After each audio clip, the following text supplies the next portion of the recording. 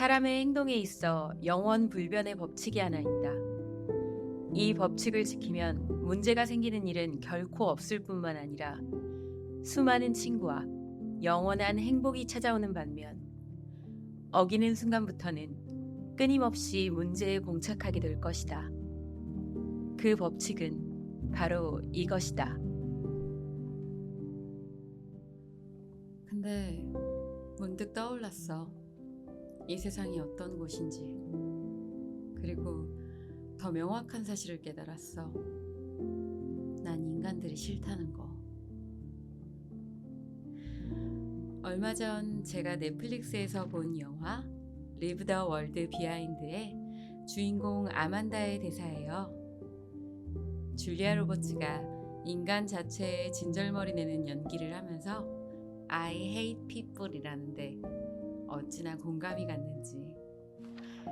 나도 사람을 싫어하는 건가? 혼자가 더 편한가? 하는 생각들이 들었어요. 여러분은 어떠신가요? 혼자가 더 편하신가요? 아니면 그래도 사람 사는 세상인데 혼자 살 수는 없잖아 라고 생각하시나요? 데일 카네기의 인간관계론은 제목이 너무 딱딱하고 어려워 보이는데요.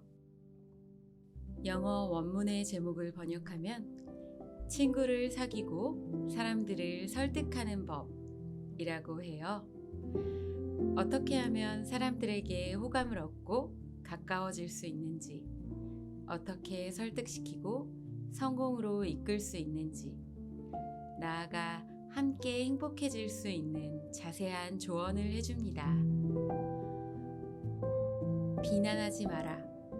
칭찬하라. 개처럼 반겨라. 웃어라. 상대방을 진심으로 생각하라.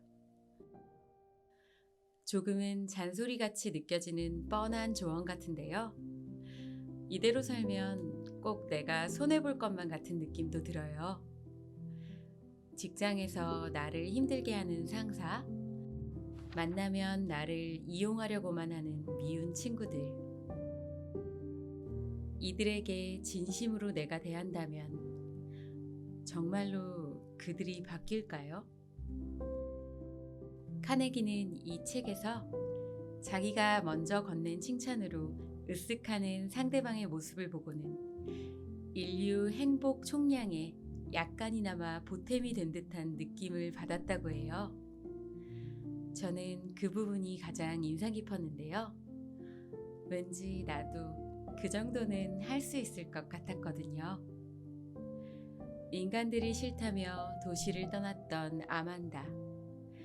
리브 더 월드 비하인드 속 줄리아 로버츠에게 꼭 읽어주고 싶은 부분입니다.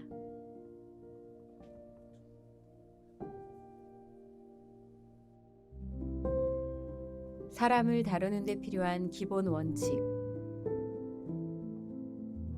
인간 본성은 아무리 나쁜 짓을 저지르더라도 남을 탓하지 자신을 탓하지 않는다. 모두가 그렇다. 그러니 내일 당신이나 내가 누군가를 비난하고 싶어지면 알 카포네나 쌍권총 크로울리, 엘버트 비 펄을 떠올리자. 비난은 집으로 돌아오는 비둘기와 같아서 항상 자신에게 되돌아온다는 것을 명심하자. 그리고 우리가 바로잡거나 비난하고 싶어하는 사람은 아마도 자신을 정당화하려 할 것이고 외려 거꾸로 우리에게 비난을 퍼부을 것이라는 점을 기억해야 한다. 만일 우리를 비난하지 않는다 해도 점잖은 테프트처럼 이렇게 말하게 만들 뿐이다. 당시에는 그럴 수밖에 없었네. 큰 것이든 사소한 것이든 우리가 남의 아픈 곳을 찌르는 비판을 하면 그로 인해 일어난 분노는 수십 년간 사무칠 뿐만 아니라 죽을 때까지 계속 이어질 것이다. 비판이 정당한 것인지 아닌 것인지는 중요하지 않다. 사람을 상대할 때 명심해야 할 것은 상대가 논리의 동물이 아니라는 점이다. 그는 감정의 동물이고 편견에 가득 차 있으며 자존심과 허영심의 자극을 받아 행동한다. 비판은 자존심이라는 화약고에 폭발을 일으키기 쉬운 불씨다. 때때로 이 폭발은 죽음을 재촉하기도 한다. 일례로 미국의 레너드 우드 장군은 때이른 죽음을 맞았는데 그 이유는 그가 비난을 받은 데다가 군대를 이끌고 프랑스 출정을 나가는 것까지 거부당함으로써 자존심에 큰 타격을 입었기 때문이라 여겨지고 있다. 젊은 시절 사교성 업기로 유명했던 벤자민 프랭클린은 뛰어난 외교적 수완과 사람을 상대하는 능수능란한 기술을 갖춰 프랑스 주재 미국 대사가 되었다. 그의 성공 비결은 무엇이었을까? 이에 대한 그의 대답은 저는 그 누구에 대한 험담도 절대 하지 않습니다. 대신 제가 아는 모든 이의 장점에 대해 말할 뿐입니다. 라고 말했다. 바보들은 타인을 비판하고 힐난하며 불평하고 잔소리를 늘어놓을 수 있다. 그리고 실제로 거의 모든 바보들은 그렇게 한다. 그러나 타인을 이해하고 용서하는 것은 고결한 인격과 자제력을 지닌 사람만이 할 수 있다. 영국의 철학자 토마스 칼라일은 위인의 위대함은 범인을 대하는 태도에서 드러난다. 라고 말했다. 사람을 비판하기 이전에 그들을 이해해 보려고 노력하자. 그들이 왜 그런 행동을 했는지 곰곰이 생각해 보자. 그 편이 비판하는 것보다 더 유익할 뿐 아니라 흥미롭기도 하다. 그리고 이렇게 하는 것은 공감, 관용, 친절을 낳는다. 모든 것을 알게 되면 모든 것을 용서하게 된다. 다른 이들에 대한 비판과 비난, 불평을 삼가라. 인간관계의 핵심 비결. 누군가에게 무엇인가를 시키는 방법은 오로지 한 가지밖에 없다. 어떤 방법인지 고민해 본 적 있는가? 그렇다. 단 한 가지 방법뿐이다. 그것은 그 사람으로 하여금 그 일을 하고 싶게 만드는 것이다. 명심하라.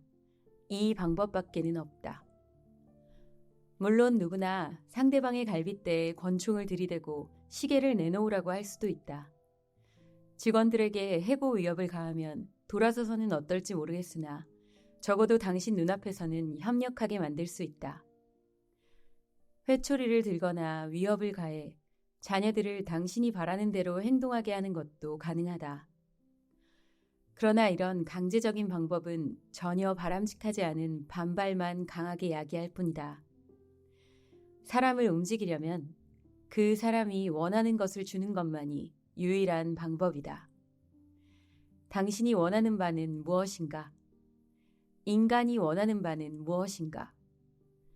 많은 것들에 힘들어할 수도 있으나 사람은 자신이 진심으로 원하는 몇 가지만큼은 누구도 막을 수 없을 정도로 강하게 갈망한다. 거의 모든 사람이 가지는 욕구로는 다음과 같은 것들이 있다. 건강과 장수, 음식, 수면, 돈과 돈으로 살 수 있는 것, 내세의 삶, 성적인 만족, 자녀들의 행복, 인정받고 있다는 느낌. 위의 욕구들은 거의 모두 충족될 수 있다. 단 한 가지를 제외하고. 음식이나 수면에 대한 욕구만큼이나 강하고 중요하지만 쉽사리 충족되지 않는 이것을 프로이트는 위대한 사람이 되고자 하는 욕구, 듀이는 인정받는 인물이 되고자 하는 욕망이라고 표현했다.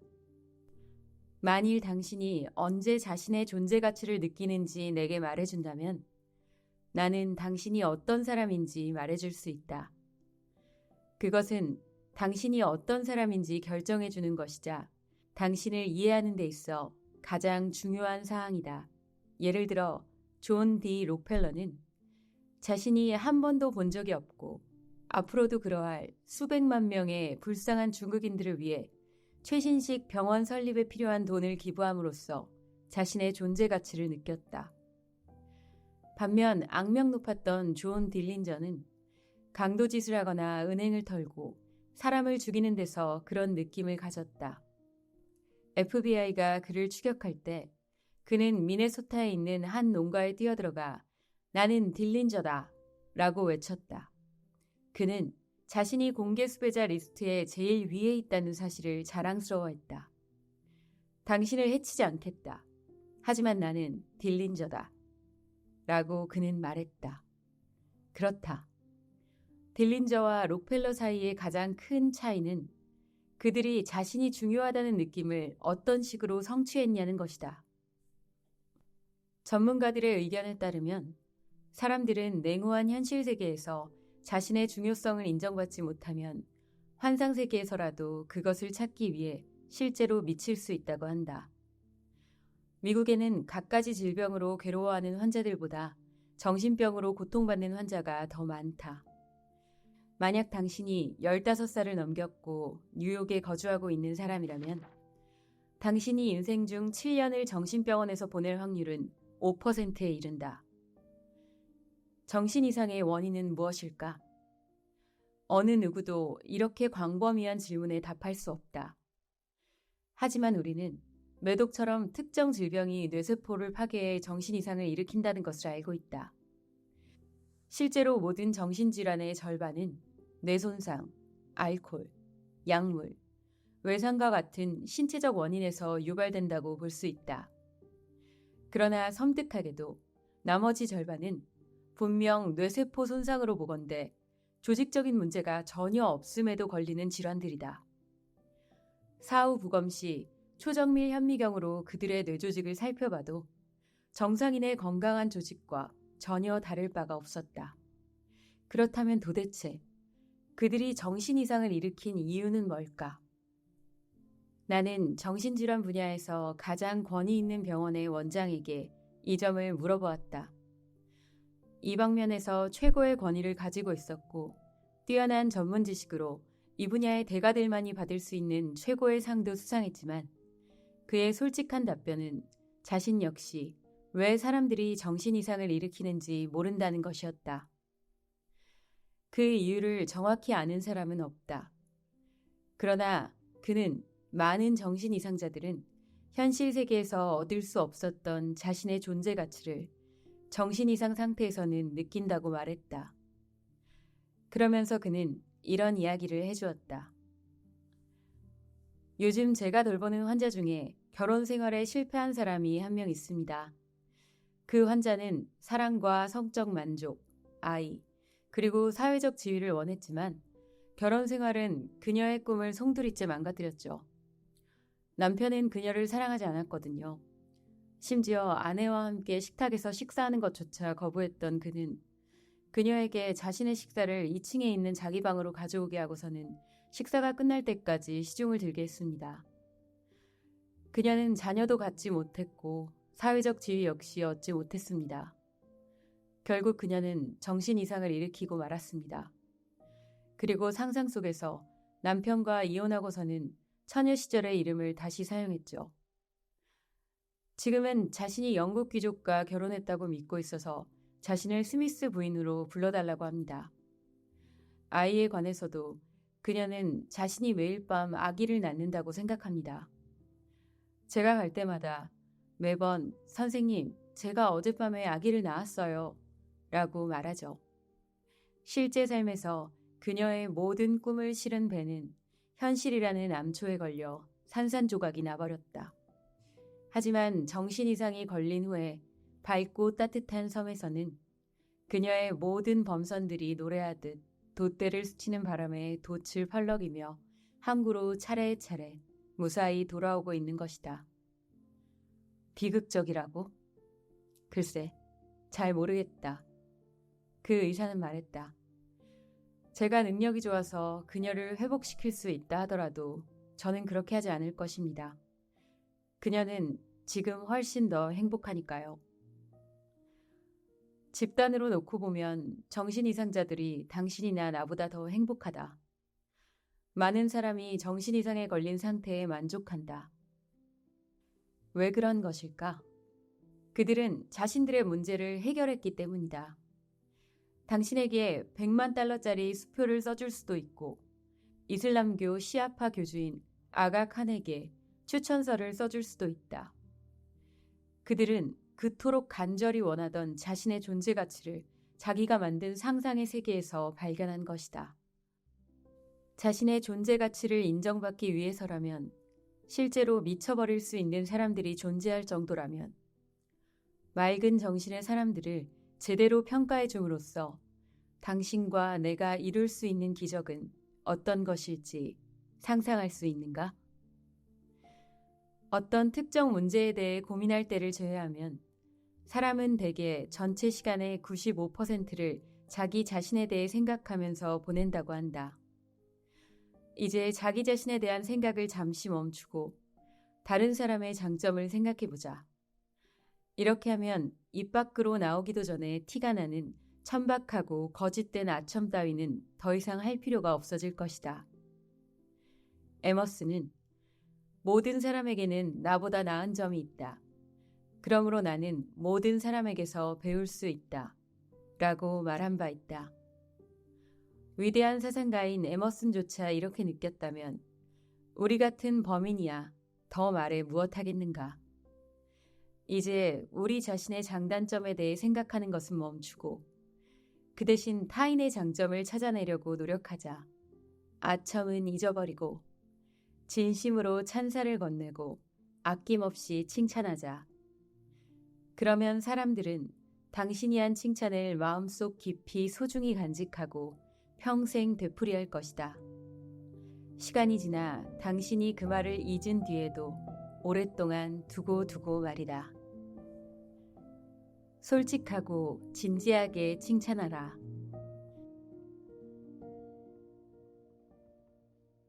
이대로 하면 세상을 얻을 것이나 하지 못하면 외로운 길을 가리라. 우리는 왜 자신이 원하는 것만 이야기할까? 그것은 참으로 유치한 데다 비합리적인 행동인데 말이다. 물론 당신은 당신이 원하는 것에 관심을 기울일 것이고 아마도 영원히 그럴 것이다. 하지만 어느 누구도 당신이 원하는 것에는 관심이 없다. 당신과 마찬가지로 세상 모든 사람은 자신이 원하는 것에만 관심을 기울이기 때문이다. 그러므로 상대방의 마음을 움직일 수 있는 유일한 방법은 그 사람이 원하는 것에 대해 이야기를 나누고 그것을 얻을 수 있는 방법을 보여주는 것이다. 지금이라도 당장 당신이 누군가에게 무언가를 시켜서 얻고자 하는 바가 있다면 이 점을 명심해야 한다. 가령 당신의 아들이 담배를 끊게 만들고 싶다면 설교를 늘어놓거나 당신이 원하는 바에 대해 이야기해봤자 소용없다. 그보다는 흡연이 야구팀에 가입하는 데 문제가 된다거나 100m 달리기 시합에서 꼴찌를 하는 원인이 될 수 있음을 알려줘야 한다. 이것은 당신이 자녀뿐 아니라 송아지나 침팬치 등을 다룰 때에도 효과적인 방법이다. 당신이 태어난 뒤부터 했던 모든 행동은 당신이 뭔가를 원했기 때문에 일어난 결과다. 당신이 적십자사에 100달러를 기부한 것도 같은 이유 때문이었을까? 물론이다. 이 점에서 예외란 없다. 당신은 도움의 손길을 전하고 싶어서 아름답고 이타적이며 훌륭한 행동을 하고 싶어서 그렇게 한 것이다. 너희가 여기 내 형제 중 지극히 작은 자에게 한 것이 곧 내게 한 것이니라. 마태복음 25장 40절. 당장이라도 당신은 누군가로 하여금 어떤 일을 하도록 설득해야 할 수도 있다. 그러면 설득하려는 말을 꺼내기 전에 잠시 멈추고 자신에게 어떻게 하면 저 사람이 그 일을 하고 싶을까? 라고 물어보라. 이 질문은 우리가 무작정 사람을 만나서 자신이 원하는 바를 앞뒤 재지 않고 떠들어대다가 아무런 성과 없이 상황이 종결되는 경우를 미연에 방지해 줄 것이다. 여기 멋진 인간관계를 위한 최고의 충고가 있다. 헨리 포드는 내게 성공 비결이 하나 있다면 그것은 타인의 입장을 이해하고 자기 자신뿐만 아니라 타인의 관점에서 사물을 보는 능력이다. 라고 한 바 있다. 훌륭한 말이다. 그의 말을 한 번 더 되풀이해보자. 내게 성공 비결이 하나 있다면 그것은 타인의 입장을 이해하고 자기 자신뿐만 아니라 타인의 관점에서 사물을 보는 능력이다. 이 말은 너무 간단 명료해서 누구든지 그 속에 담긴 진실을 한눈에 알아볼 수밖에 없다. 그러나 이 세상 사람들 10명 중 9명은 살면서 10번 중 9번 이 말을 무시하고 만다. 오늘도 수천 명의 영업사원들이 박봉에 시달려가며 별 의욕도 없이 피곤하게 길을 누비고 다닌다. 왜 그럴까? 그들은 항상 자신이 원하는 것만 생각하기 때문이다. 그들은 당신과 내가 아무것도 사고 싶지 않아 한다는 것을 깨닫지 못하고 있다. 우리가 무언가 사고 싶은 것이 있다면 나가서 사오면 된다. 그러나 우리는 자신에게 닥친 문제를 해결하는 데는 항상 관심을 가지고 있다. 만약 어떤 영업사원이 그가 제공할 서비스나 상품이 우리가 가진 문제를 해결하는 데 도움이 된다는 것을 보여준다면 그는 우리에게 물건을 팔기 위해 크게 애쓸 필요가 없다. 그런 상품이라면 우리 스스로 살 것이기 때문이다. 고객은 자신이 판매의 대상이 아닌 구매의 주체이고 싶어 한다. 그러나 많은 영업사원이 고객의 입장에서 생각하지 않고 물건을 파는데 평생을 보낸다. 세상은 이처럼 이기적이고 자신의 입속만 챙기려는 사람들로 가득 차 있다. 그래서 조건 없이 타인을 도와주려 애쓰는 몇 안 되는 사람들은 엄청난 이익을 얻을 수밖에 없다. 그들은 경쟁자가 거의 없기 때문이다. 오원 D. 영은 이렇게 말했다. 타인의 입장이 되어서 그들의 마음을 이해할 수 있는 사람은 자신의 미래를 걱정할 필요가 전혀 없다. 이 책을 읽고 난 뒤 항상 타인의 입장에서 생각하고 타인의 관점에서 사물을 바라보는 경향이 강해진다면 이는 분명 당신 인생에 의미 있는 이정표가 될 것이다. 여기서 오버스트리트 교수의 현명한 충고를 다시 한번 들어보자. 우선 상대방의 마음속에 강한 욕구를 불러일으켜라. 이대로 하는 자는 세상을 얻겠지만 그렇지 않은 자는 외로운 길을 걸을 수밖에 없다. 상대방의 마음속에 강한 욕구를 불러일으켜라. 타인의 호감을 얻는 6가지 비결. 어디서나 환영받는 사람이 되는 방법. 당신은 지금 친구 사귀는 법을 알고 싶어서 이 책을 읽고 있는가? 그렇다면 왜 이 세상에서 친구를 가장 잘 사귀는 자의 기술을 배우지 않는가? 그는 누구일까? 당신은 내일이라도 길에서 그를 만날지 모른다.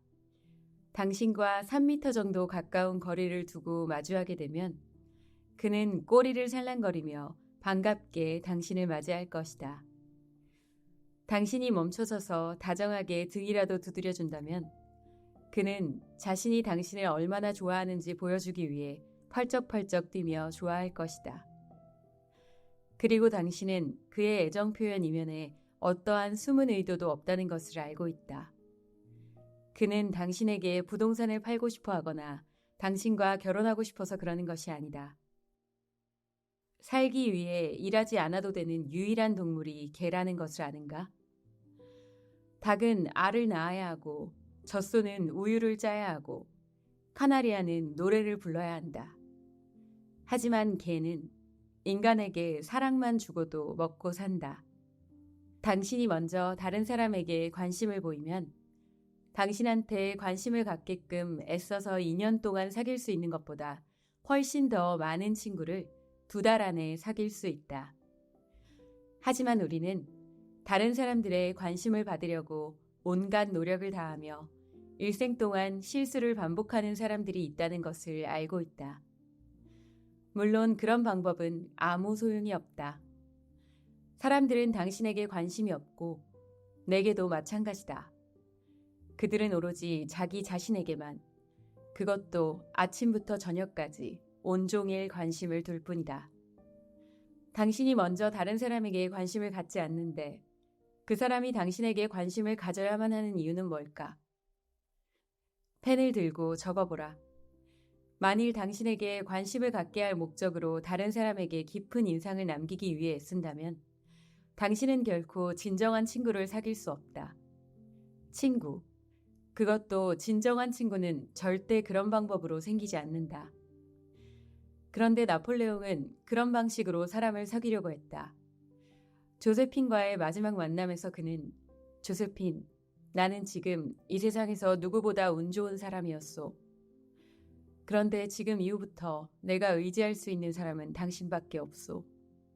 라고 말했다. 그러나 역사가들은 나폴레옹이라는 인물이 과연 자신의 아내 조세핀이라도 믿을 수 있었던 인물이었을지 의문을 품는다. 오스트리아의 유명한 심리학자인 알프레드 아들러는 당신에게 인생의 의미는 무엇인가? 라는 저서에서 이렇게 말한다.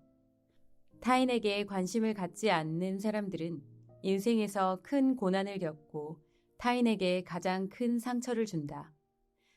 인류의 모든 실패는 이런 유형의 사람들로부터 기인한다. 당신이 아무리 수십 권의 두꺼운 심리학 서적을 읽는다 해도 이렇게 뜻깊은 구절을 찾기란 쉬운 일이 아니다. 이미 아주 오래전 예수가 태어나기 100년 전에 유명한 로마의 시인 푸블리우스 시루스는 이렇게 말했다. 우리는 우리에게 관심을 갖는 사람에게만 관심을 갖는다. 따라서 다른 사람이 당신을 좋아하게 만들려면 다른 사람들에게 진정한 관심을 기울여라. 좋은 첫인상을 남기는 방법. 행동은 말보다 강하다. 그리고 그 중에서도 단 한 번의 미소는 저는 당신을 좋아해요. 당신은 저를 행복하게 합니다. 당신을 만나서 정말 기쁩니다. 라는 뜻을 전달한다. 개가 많은 사랑을 받는 이유 또한 이것이다. 개는 사람들을 보면 매우 기쁜 나머지 어쩔 줄 모르며 뛰어오르고 그러니 자연히 사람들도 그런 개를 보고 반가워하게 되는 것이다. 하지만 가식적인 웃음? 그건 안 된다. 그런 행동은 누구에게도 통하지 않는다. 우리는 그게 인위적이라는 걸 알고 있기 때문에 달가워하지 않는다. 나는 진짜 미소, 마음이 따뜻해지는 미소, 가슴속에서 우러나오는 미소, 시장에서 좋은 값을 받을 만큼 순수한 그런 미소에 대해 얘기하고 있는 것이다.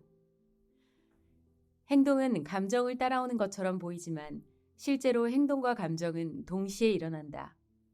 따라서 의지의 직접적인 통제를 받는 행동을 조절하면 의지의 통제에서 먼 감정을 간접적으로 조절할 수 있다.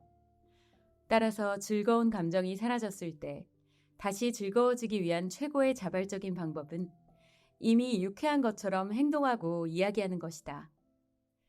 세상 사람 모두는 행복을 추구하는데 여기 그것을 찾을 확실한 방법이 하나 있다.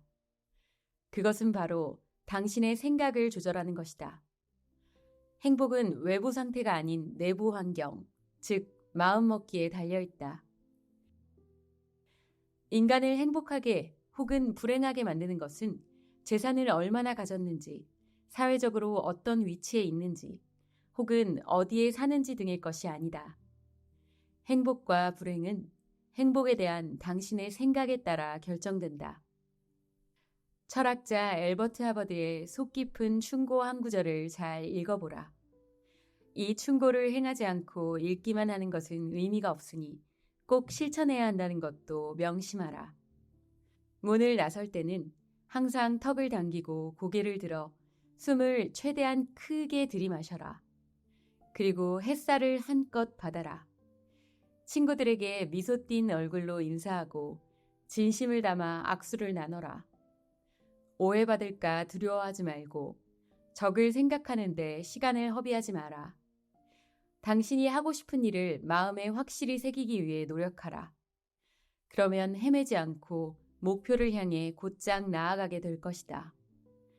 당신이 하고 싶은 멋지고 원대한 꿈을 마음에 새기라. 그렇게 시간이 흐르면 산호가 조류에서 필요한 것을 가져가듯이 자신도 모르는 사이에 꿈을 이루는데 필요한 기회를 잡고 있는 당신을 보게 될 것이다. 당신이 되고자 하는 성실하고 유능한 사람의 이미지를 마음에 그려보라. 그러면 당신이 그린 그 모습이 매시간 당신을 그런 사람으로 변화시킬 것이다. 모든 것은 생각으로 결정된다. 올바른 정신자세를 견지하라. 용기, 솔직함, 그리고 쾌활함이 그것이다. 바르게 생각하는 것은 곧 창조하는 것이다. 모든 것은 욕망에서 탄생하며 모든 진실한 기도는 응답을 받는다. 우리는 우리의 마음에 따라 변한다. 턱을 당기고 고개를 들어라. 인간은 고치 안에 들어있는 준비 단계에 있는 신이다. 그러므로 사람들이 당신을 좋아하게 만들려면 웃어라. 이것을 못하면 문제가 생긴다. 사람들은 자신의 이름에 강한 자부심을 느끼기 때문에 무슨 일이 있더라도 자신의 이름을 영원히 남기려고 한다. 심지어 허풍이 심하고 고집까지 센 당대 최고의 쇼맨 P.T. 바넘은 그의 이름을 물려줄 아들이 없어서 실망한 나머지 외손자 C.H. 실리에게 바넘 실리로 개명하면 25,000달러를 물려주겠다고 제안하기까지 했다. 200년 전 부자들은 작가들을 후원하고 그들로 하여금 자신에게 책을 헌정하게 했다. 도서관이나 박물관에 초호화 소장품들이 있는 것은 자신의 이름이 인류의 기억에서 사라질 것을 참을 수 없었던 사람들이 그것들을 기증한 덕분이다. 뉴욕 시립도서관은 레녹스와 에스터의 소장품을 보유하고 있다. 메트로폴리탄 박물관에는 벤저민 알트만과 J.P. 모건의 이름이 새겨져 있고 거의 모든 성당은 기증자의 이름을 새긴 스테인드 글라스 창문으로 장식되어 있다. 수많은 사람이 다른 사람의 이름을 기억하지 못하는 이유는 그것에 정신을 집중해서 반복하며 마음속에 새기는 데 시간이나 공을 들이지 않기 때문이다. 사람들은 다른 이의 이름을 외우기에는 자신들이 너무 바쁘다는 핑계를 대곤 한다. 그러므로 사람들의 호감을 사고 싶다면 상대방에게는 그의 이름이 사람의 입에서 나오는 가장 달콤하면서도 가장 중요한 말임을 기억하라. 사람들의 관심을 끄는 방법. 뉴욕 최고의 제빵 기업 중 한 곳인 디버노이 앤 선즈의 헨리 G. 디버노이의 경우를 보자. 그가 뉴욕의 한 호텔에 빵을 공급하기 위해 애쓸 때의 일이다. 그는 4년간 매주 그곳의 담당자를 찾아갔고 그가 참석하는 친목 행사에도 꼭 참석했다. 심지어 거래 성사를 위해 그 호텔에서 방을 잡아 장기 투숙한 적도 있었다. 그러나 그가 한 모든 행동은 실패했다. 디버노이 씨는 이렇게 말했다. 인간관계에 대해 배운 뒤 저는 전략을 바꾸기로 했습니다. 그 사람이 흥미를 느끼는 것, 그가 열정을 쏟는 것을 찾아내기로 한 거죠.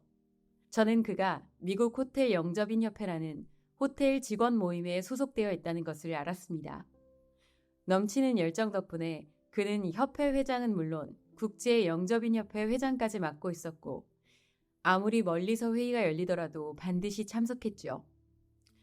다음 날 제가 그를 만났을 때 저는 영접인 협회에 대해 얘기하기 시작했습니다. 그의 반응은 놀라웠습니다. 그는 30분 이상을 흥분하며 협회에 관한 얘기를 했습니다. 그 단체는 그의 취미이자 인생의 열정을 바친 곳이라는 것을 똑똑히 알 수 있었습니다. 그는 내가 자리를 뜨기 전에 그 단체의 찬조 회원으로 가입시켰습니다. 그동안 저는 빵에 대해 이야기는 전혀 하지 않았습니다. 그러나 며칠 후에 그 호텔의 사무장이 전화를 걸어 빵의 샘플과 가격을 요청했습니다. 사장님께 뭘 어떻게 하신 건가요? 사무장이 반갑게 인사하며 말했습니다. 어쨌든 사장님 마음이 당신에게 넘어간 것만은 분명합니다. 생각해 보십시오. 저는 그 사업을 성사시키기 위해 4년이나 그를 쫓아다녔습니다. 만일 그가 어디에 관심이 있는지, 그가 어떤 것을 말하고 싶어 하는지 알지 못했다면 저는 아마 아직도 여전히 그를 쫓아다니고 있었을 것입니다. 그러므로 사람들이 당신을 좋아하게 하려면 상대방의 관심사에 대해 이야기하라. 사람들을 단번에 사로잡는 방법. 사람의 행동에 있어 영원불변의 법칙이 하나 있다. 이 법칙을 지키면 문제가 생기는 일은 결코 없을 뿐만 아니라 수많은 친구와 영원한 행복이 찾아오는 반면 어기는 순간부터는 끊임없이 문제에 봉착하게 될 것이다. 그 법칙은 바로 이것이다. 항상 상대방에게 자신이 인정받는 존재임을 느끼게 하라. 앞서 본 대로 존 듀이 교수는 인정받고 있음을 느끼고 싶은 욕망이야말로 인간 본성에서 가장 깊은 충동이라고 말했고, 윌리엄 제임스 교수 역시 인간 본성에서 가장 깊은 원칙은 인정받으려는 욕구라고 한 바 있다. 이미 지적했듯이 이 욕구는 인간과 동물을 구분하는 기준이자 인간이 스스로 문명을 발전시키게끔 한 동력이다. 철학자들은 수천 년 동안 인간관계에 대해 숙고한 끝에 한 가지 중요한 교훈을 발견했다. 그것은 새로운 것이 아니라 역사만큼이나 오래된 것이다. 3000년 전에 조로아스터교는 페르시아에 있는 자신의 배화교들에게 이 수칙을 가르쳤고 2500년 전 공자는 중국에서 이 수칙을 설파했다. 도교의 창시자인 노자 역시 도덕경을 통해 이 수칙을 추종자들에게 가르쳤고 기원전 5세기의 석가모니는 겐지스강 근처에서 이 수칙을 알려주었다. 그보다 1000년 앞서 힌두교는 경전에서 그리고 20세기에는 예수가 유대의 바위산에서 이 수칙을 가르쳤다. 예수는 이 수칙을 하나의 생각으로 요약했는데 그것은 아마 이 세상에서 가장 중요한 규칙일 것이다. 남에게 대접받고 싶은 대로 남을 대접하라. 당신은 주변 사람들에게 인정받기를 원한다. 그들이 당신의 진가를 알아주기를 원하고 작은 세상에서나마 인정받고 싶어한다. 하찮고 입에 발린 아부가 아니라 진심 어린 칭찬을 듣고자 한다. 당신은 친구나 동료가 찰스 슈워브의 표현처럼 당신을 진심으로 인정해주고 아낌없이 칭찬해주기를 바란다. 우리는 모두 이것을 원한다. 그러니 이 황금률처럼 우리가 남에게 대접받고자 하는 대로 남에게 베풀자. 어떻게, 언제, 어디서? 대답은 이렇다. 항상, 어디서나. 예를 들어보겠다. 나는 라디오시티 빌딩의 안내 직원에게 헨리 서베인의 사무실 위치를 물어본 적이 있다. 단정한 유니폼 차림의 직원은 안내 서비스를 하는 자신의 방식에 대해 자부심을 느끼고 있었다. 그는 분명하고 또렷하게 말했다. 헨리 서베인 씨는 18층 1816호입니다. 나는 서둘러 엘리베이터 쪽으로 가다가 멈추고 다시 돌아와 말했다. 제 질문에 대답하는 방식이 굉장히 훌륭하다고 칭찬하고 싶네요. 답변이 매우 깔끔하고 분명했습니다. 이렇게 예술적인 수준으로 대답하는 걸 듣기란 쉽지 않은데 말입니다.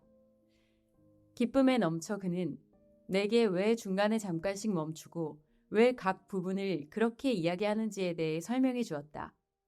내가 던진 몇 마디가 그를 으쓱하게 만든 것이다. 18층을 향해 올라가면서 나는 그날 오후 인류 행복의 총량에 약간이나마 보탬이 된 듯한 느낌이 들었다. 모든 국가는 저마다 타국에 비해 우월하다고 느낀다. 이것이 애국심과 전쟁을 낳는다. 또 하나의 불변의 진리를 말하자면 당신이 만나는 거의 모든 사람은 결국 당신보다 자신이 우월하다고 느낀다는 것이다. 그러므로 그런 사람의 마음을 얻는 확실한 방법은 그가 자신만의 작은 세계에서만큼은 중요한 인물임을 인정해주고 당신의 그런 생각을 은근히 내비쳐 상대방이 알게 하는 것이다. 에머슨의 말을 명심하라. 내가 만난 모든 사람은 나보다 나은 점들을 갖고 있다. 때문에 나는 모든 사람에게서 배운다. 안타까운 부분은 내세울 것 하나 없는 사람들이 자신의 열등감을 어떻게든 무마시키기 위해 오히려 더 자주 큰 소리로 명명거리고 소란을 피우며 어깨에 힘을 준다는 것이다. 이런 모습은 상대방을 불쾌하게 하고 혐오감을 일으킨다. 인간이여, 교만한 인간이여. 그 짧은 인생 속에 살며 허황된 것에 빠져 있다니. 저 하늘의 천사도 울 지경이로구나.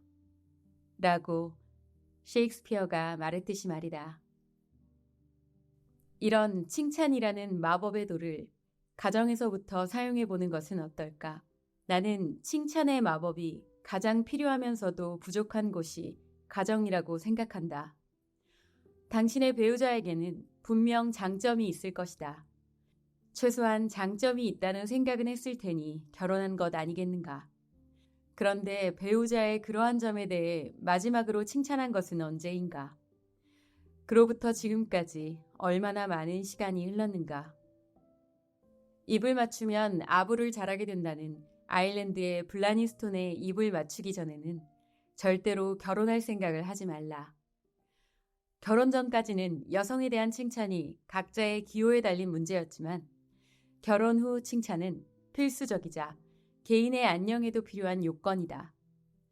결혼은 정직함이 활개칠 수 있는 곳이 아니라 술수를 펼쳐야 하는 전장과도 같다. 만약 당신이 매일같이 즐겁게 지내고 싶다면 아내의 살림 솜씨에 대한 불만을 표하거나 시어머니와 비교하는 일은 하지 말라. 오히려 그와 반대로 그녀의 가정적인 모습을 늘 칭찬하고 비너스의 아름다움과 미네르바의 지혜, 그리고 메리앤의 쾌활함을 모두 합친 유일한 여성과 결혼한 자신이 얼마나 축복받은 사람인지 공개적으로 밝혀라. 때로는 스테이크가 고무처럼 질기고 빵이 숯덩이처럼 타도 불평하지 말라. 다만 이보다는 항상 훨씬 나은데 오늘 같은 날도 있네 하는 정도만 언급하라. 그러면 아내는 당신의 이상적인 아내가 되기 위해 부엌에서 자신을 불태울 정도로 열심히 일할 것이다. 하지만 아내가 의심할 수도 있으니 너무 갑자기 위의 글대로 시작하지는 않는 것이 좋겠다. 대신 오늘 밤이나 내일 밤에 아내에게 꽃다발 혹은 사탕이 담긴 상자를 건네라. 입으로만 그래 그렇게 해야지 라고 말하지 말고 실천에 옮겨라. 거기에 덧붙여 미소와 따뜻한 한마디도 함께 건네라.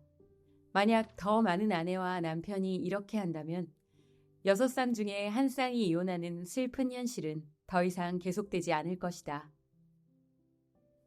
여자로 하여금 당신과 사랑에 빠지게 하고 싶은가? 자, 여기 그 효과가 분명한 비밀이 있다. 내가 생각해낸 것은 아니고 단지 도로시티스의 생각을 빌린 것뿐이다.